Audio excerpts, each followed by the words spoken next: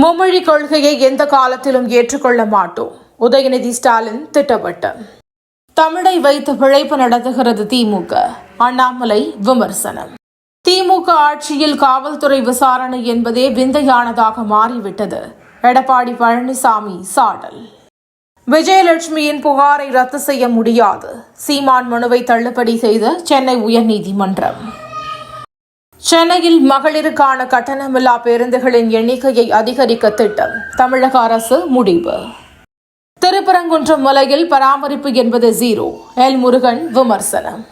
அதிமுகவை ஒருங்கிணைக்க யாரிடமும் சிபாரிசு கேட்கவில்லை.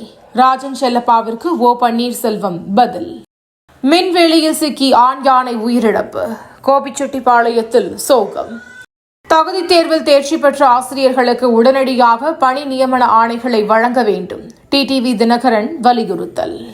ஈஷா யோகா மைய சிவராத்திரி விழா பிப்ரவரி 25 அமித்ஷா கோவை வருகை.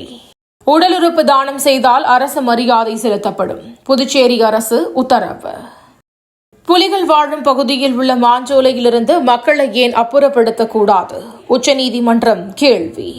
உக்ரைன் போர் முடிவுக்கு வருமா? அமெரிக்கா ரஷ்யா பேச்சுவார்த்தை. ரஷ்யா மிகப்பெரிய சக்தி வாய்ந்த போர் இயந்திரங்களை வைத்துள்ளது. டொனால்ட் ட்ரம்ப் பேச்சு. அமெரிக்காவில் புயல் மழை வெள்ளத்தில் 9 பேர் பலி. 39,000 வீடுகளில் மின் துண்டிப்பு. தினம் தினம் நடக்கும் முக்கிய நிகழ்வுகளை சுருக்கமாகவும் தெளிவாகவும் தலைப்புச் செய்திகள் வழியே அறிந்து கொள்ள QLN நியூஸ் சேனலை சப்ஸ்கிரைப் செய்யவும்.